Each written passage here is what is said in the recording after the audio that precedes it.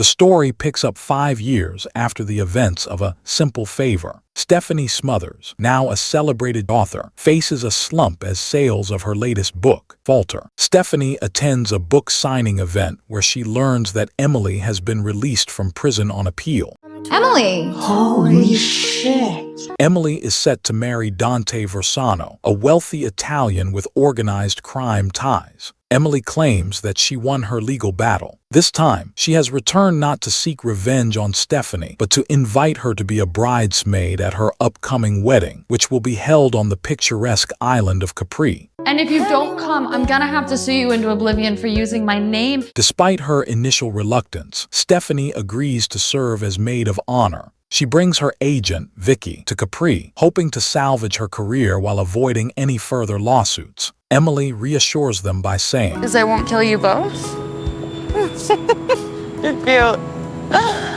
During her 5 years in prison, Emily's ex-husband, Sean, never brought their son to see her. Emily shares that she met Dante in a bar when she was in her 20s while living in Rome. Their romance was intense but fleeting. Took you back even though you're in jail. Who knows, play your cards right, I might end up dead again. You can fuck this one too. Upon arriving in Capri, Dante welcomes them warmly, though Stephanie remains suspicious of his intentions. Stephanie and Vicky are struck by the island's beauty. Coglione, ma che cazzo fai?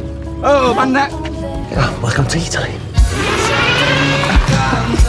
Who is this guy? Meanwhile, Sean is drowning his sorrows in alcohol, devastated by his loss in court. Dante had hired the best lawyer money could buy, and as a result, the court ordered Sean to send their son to Capri. I would rather shave my balls with a rusty knife than be at this wedding. Oh, let me do that for you. Sean, unaware of the danger around him, continues to drink heavily. Stephanie, attempting to capture content for her social media, suddenly she is confronted by 2 gunmen who threaten her to stop filming. Emily steps in, urging Stephanie to put her phone away. The gunmen are revealed to be working for Matteo, a member of the rival Bartolo family. We agreed with the rules, no pictures of the Bartolos at this event. Delete everything you have on your phone. Okay. Matteo, calm down. The wedding party reunites Stephanie with Emily's ex-husband, Sean Townsend. Also present are Emily's mother, Margaret McLandon, her aunt, Linda McLandon, and Dante's disapproving mother, Portia Versano, openly disapproves of Emily as her daughter-in-law. Linda's arrival is ominous, as she was involved in a traumatic incident involving Emily and her sisters years ago. It becomes evident that Linda and Emily's mother have ulterior motives, potentially turning the wedding into a disaster. Later that night, a drunken Sean is in his hotel room showering when a masked intruder injects a substance into his finger. Moments later, Sean is found dead, blood streaming from his mouth. The local police dismiss it as an accidental overdose, likely due to their fear of the 2 powerful mafia families. Stephanie, however, suspects Emily. The next day, Stephanie is approached by an FBI agent who shows her a photo of Linda, taken on the same day as Stephanie's book signing. The agent asks if she knows Linda, hinting that Linda may be involved in something sinister. Stephanie contacts Detective Somerville and asks him to use his FBI connections to investigate Linda's background. Meanwhile, Linda prevents Stephanie from visiting Emily, claiming that Emily is grieving deeply over Sean's death. The next day, Emily and Dante's grand wedding proceeds as planned. At the reception, This is my prenup. It's the fire of love. Dante symbolically burns the prenuptial agreement, declaring peace between the Versanos and their rivals. Some have questioned about bringing an American into our fold. Let no one doubt how far I'll go for love. That evening, Stephanie trails Dante as he leaves the party, only to witness him gunned down by a masked assailant.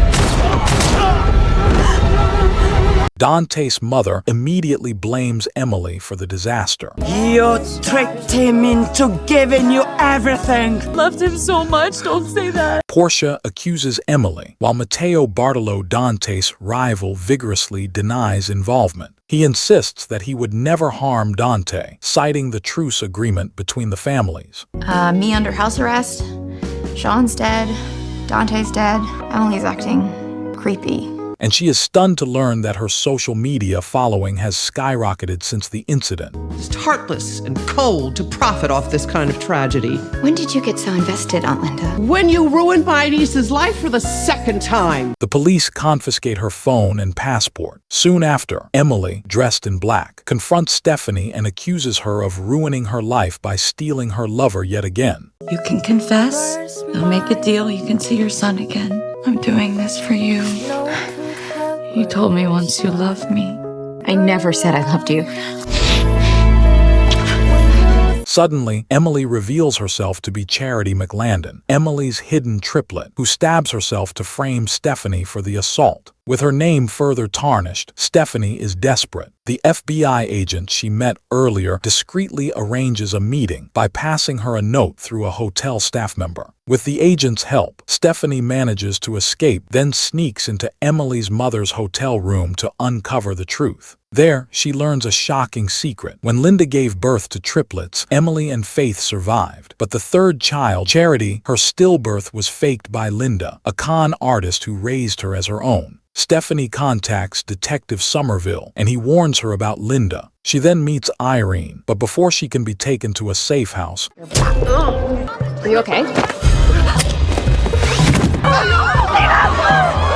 Oh, you fucking bitch! No! Meanwhile, Linda discovers from Margaret that Stephanie spoke with her and smothers her with a pillow. Stephanie is taken to meet with Portia Versano. Dante's mother injects her with pentothal, a powerful truth serum. Why did you kill my son? I didn't! It was Emily's triplet, Charity. After failing to get any clear answers from her, Portia orders her killed, but she is rescued by Emily. She and Stephanie manage to escape by stealing a scooter. During their escape, Emily reveals that Linda has been surviving through fraud and blackmail. She explains that Linda attempted to blackmail her and Dante for $20 million, threatening to reveal that Dante and Matteo were lovers, a relationship that had to remain hidden. So Emily became Dante's public girlfriend to keep up appearances. Emily also learns a shocking truth. Her sister, Charity, whom she believed to be dead, was actually behind Sean's murder. I had no friends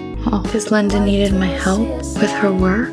Charity, who is obsessed with Emily, has been posing as her to wreak havoc. She injects Emily with a paralytic drug, rendering her conscious but unable to move. Charity then impersonates Emily and holds a wedding ceremony with Dante. Tragically, Dante dies believing that Emily betrayed him. Charity, now unhinged, decides to frame Stephanie for the murder of the FBI agent and continues her deadly masquerade. Now, Emily is determined to find her son and escape the twisted web of lies and violence. I know you brought me here for revenge or as bait or you want to fucking kill me or something, but now the mafia and the actual FBI want my head.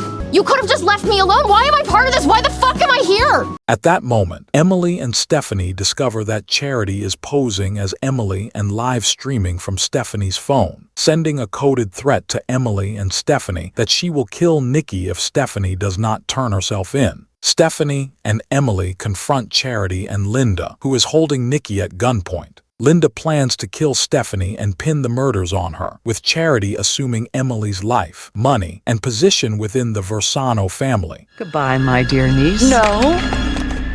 Only Stephanie. How does that work, nut job? It does. Hope stays alive with me because we are one. Charity grabs the gun and shoots Linda. She pushes Linda off the cliff to her death.